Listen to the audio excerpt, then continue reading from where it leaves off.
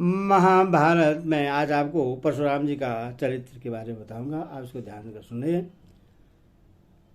वैश्वायन जी कहते हैं, तदनंतर भगवान श्री कृष्ण राजा युधिष्ठिर, शेष पांडव और कृपाचार्य आदि सब लोग अपने नगराकार विशाल रथों से कुरुक्षेत्र की ओर बढ़े।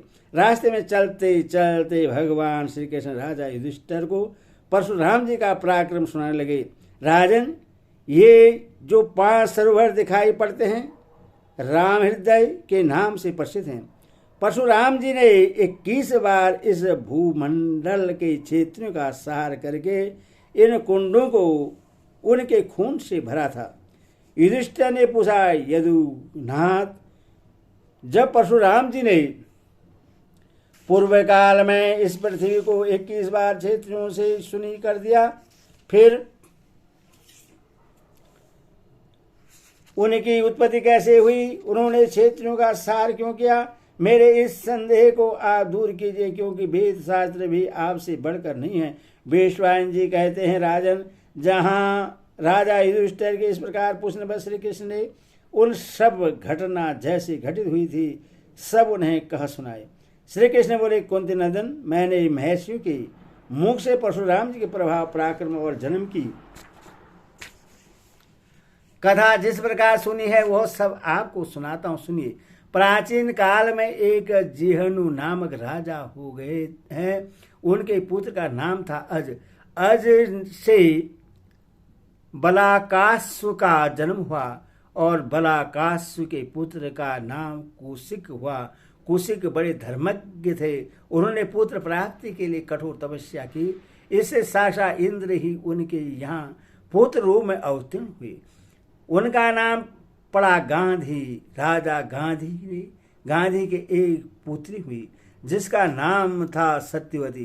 राजा ने भृगुनंदन ऋचिक मुनि के साथ अपनी उस कन्या का विवाह कर दिया। सत्यवती बड़े आचार विचार से रहती थी। उसकी शुद्धता देखकर ऋचिक मुनि बड़े प्रसन्न हुए। उन्होंने सत्यवती को तथा राजा गांधी को पुत्र देने के लिए चेरु तैयार किया और अपनी उस पत्नी को बुलाकर कहा, कल्याणी, यह 2 तरह का चेरु है। इसमें से एक तो तुम स्वयं खा लेना और दूसरा अपनी माँ को खिला देना। इससे तुम्हारी माता के गर्भ से एक तेजस्वी पुत्र उत्पन्न होगा जो बड़े बड़े क्षेत्रों का सहार करेगा और कोई भी क्षेत्र उससे युद्ध में नहीं जीत सकेगा। इसी तरह तुम्हारे लिए जो चेरु तैयार किया गया है उसको खाने से तुम एक श्रेष्ठ ब्राह्मण बालक उत्पन्न करोगी जो मन पर काबू रखने वाले, तपस्वी तथा धैर्यवान होगा। पत्नी को इस प्रकार समझाकर तपस्या में लगे रहने वाले ऋचिक मुनि वन में चले गए। इसी समय तीर्थ यात्रा के लिए निकले हुए राजा गांधी अपनी स्त्री के साथ ऋचिकी के आश्रम पर आए। सत्यवती उस समय दोनों चेरु हाथ में लेकर बड़ी उतावली के साथ माता के पास पहुंची और उसके पति ने जो कुछ कहा था वह सब प्रसन्नतापूर्वक उसने अपने माँ को सुना दिया। उसकी माता ने भूल से अपना चेरु जो सत्यवती को दे दिया वह स्वयं उसका खा लिया। तदनंतर सत्यवती ने क्षेत्रियों का विनाश करने वाला गर्भ धारण किया। उसकी अवस्था देख ऋचिक मुनि ने कहा, कल्याणी, मैंने तुम्हारे चेरु में ब्राह्मण का महान तेज स्थापित किया था और तुम्हारी माता के चेरु में क्षेत्रियों का संपूर्ण तेज रख दिया था, किंतु अब चेरों के बदल जाने से ऐसी बात नहीं होगी। तुम्हारी माता का पुत्र तो ब्राह्मण होगा और तुम्हारा पुत्र क्षेत्रीय। यह सुनकर सत्यवती काम उठी। उसने पति के चरणों पर मस्तक रखकर कहा, भगवान, अब ऐसी बात न कहिए। मुझे ब्राह्मण तत्व से रहित पुत्र पाने का आशीर्वाद न दीजिए।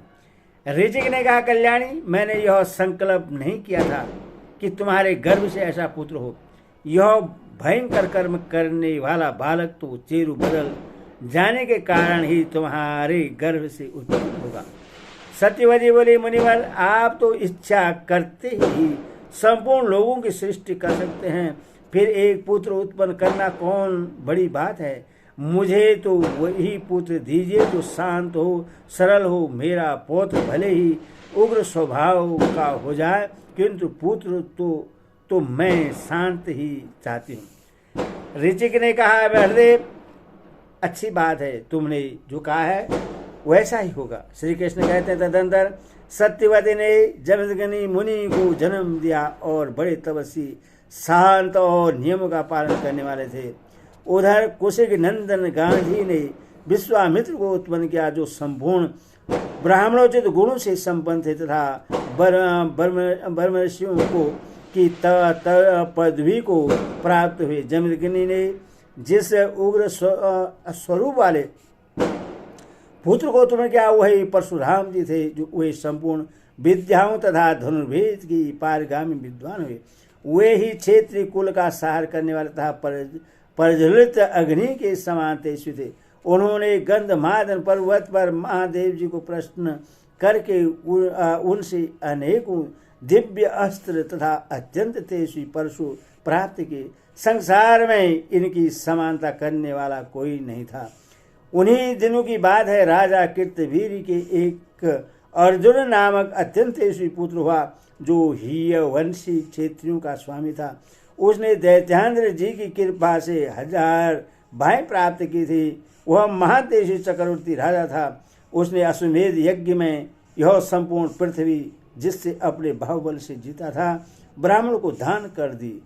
एक बार अग्निदेव ने उससे भिक्षा मांगी और उसने अपने हजारों भुजाओं के पराक्रम का भरोसा करके उन्हें भिक्षा दी। उसके बाणों के अग्रभाग से प्रकट होकर अग्नि ने अनेकों गांवों, नहरों, देशों तथा गौशालाओं को जलाकर भस्म कर डाला। हवा का सहारा पाकर अग्नि का प्रचंड वेग बढ़ता जाता था और ये राजा को साथ लेकर जंगलों और पर्वतों को जला रहे थे। उन्होंने महात्मा आपव मुनि के सुने आश्रम को भी जला दिया, जिससे आवन ने रोष में भरकर अर्जुन को इस प्रकार श्राप दिया, तुमने मेरे इस जंगल को भी जलाए बिना नहीं छोड़ा, इसलिए संग्राम में तुम्हारी इन भुजाओं को परशुराम जी काट डालेंगे। अर्जुन ने उस सांप पर ध्यान नहीं दिया। उसके पुत्र बहुत बली थे, वे घमंड और कुरु भी थे। सांप बस वे ही अपने पिता के वध में कारण बने। एक दिन वे जमदग्नि की गाय के बछड़े को चुरा ले गए। कार्तवीर अर्जुन को इसका कुछ भी पता नहीं था। उस बछड़े के लिए घोर युद्ध हुआ। उसी में परशुराम जी ने रोष में भरकर अर्जुन की भुजाओं को काट डाला। फिर बछड़े को लेकर वे अपने आश्रम पर चले आए।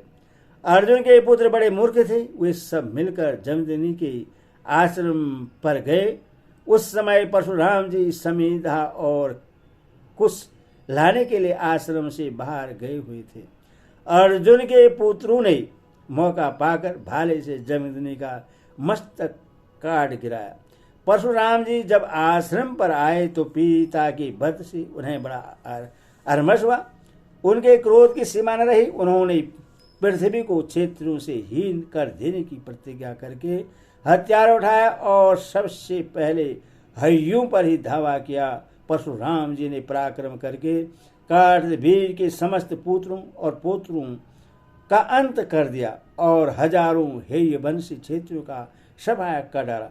फिर पृथ्वी को क्षेत्रियों से सुनी करके उन्होंने इससे खून से गीली कर दिया।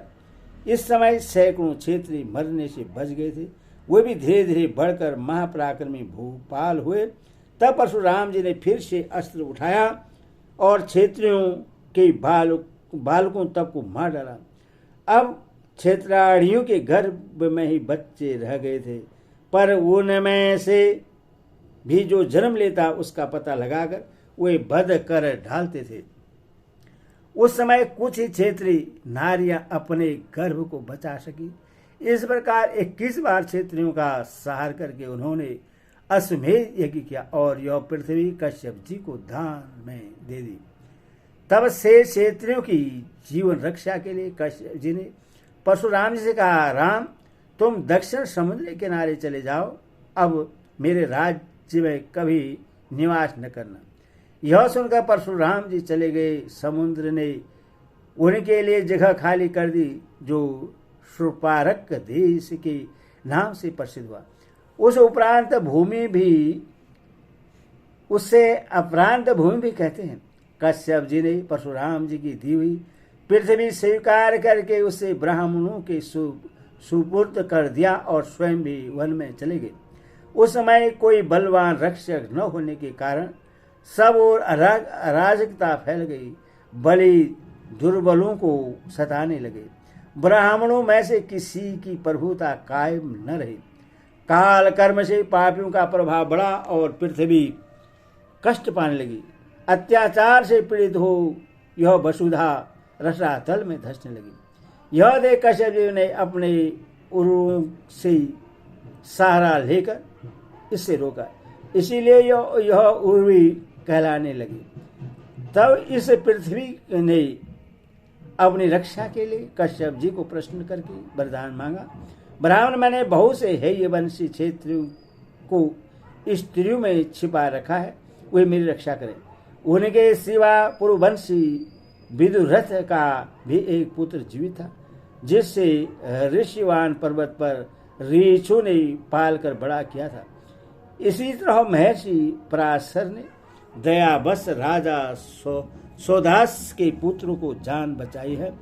राजा शिवी का भी एक तेजस्वी पुत्र है, जिसका नाम है गोपति। उससे वन में गौओं के पाल पोषकर बड़ा किया है। राजा प्रदर्न का पुत्र वत्स भी जीवित है, जिसे गौशाला में बछड़ों ने पाला है। देवीरथ के पुत्रों को महर्षि गौतम ने गंगा तट पर छिपा रखा है। महान तेजस्वी बृहदर्थ भी जीवित है, जिसे गृद्धकूट पर्वत पर लंगूरों ने बचाया है। तथा मरुद के वंश में उत्पन्न हुए बहुत से क्षेत्रीय बालकों की समुद्र ने रक्षा की है। ये राजदूत बालक भिन्न भिन्न स्थानों पर मौजूद है। यदि ये मेरी रक्षा करें तो मैं स्थिर रह सकती हूँ। इन विचारों के बाप दादे परशुराम जी के द्वारा युद्ध में मारे गए हैं। मैं धर्म की मर्यादा को लागने वाले क्षेत्रीय द्वारा अपनी रक्षा नहीं चाहता। धार्मिक पुरुष के संरक्षण में ही रहूंगा। आप शीघ्र इसका प्रबंध कीजिए। पृथ्वी की प्रार्थना सुनकर कश्यप जी ने ऊपर बतलाए हुए राजकुमार को भिन्न भिन्न स्थानों से एकत्रित किया और उन्हें पृथ्वी से भिन्न भिन्न देशों के राज्य पर अभिषिक्त कर दिया। आज जिनके वंश कायम है, ये उन्हीं के पुत्र पोतों में से हैं। राजन, आपके प्रश्न के अनुसार यह प्राचीन इतिहास मैंने सुना दिया। इसी प्रकार ये बातें हुई थी। हरि ओम तत्सत। हरि ओम।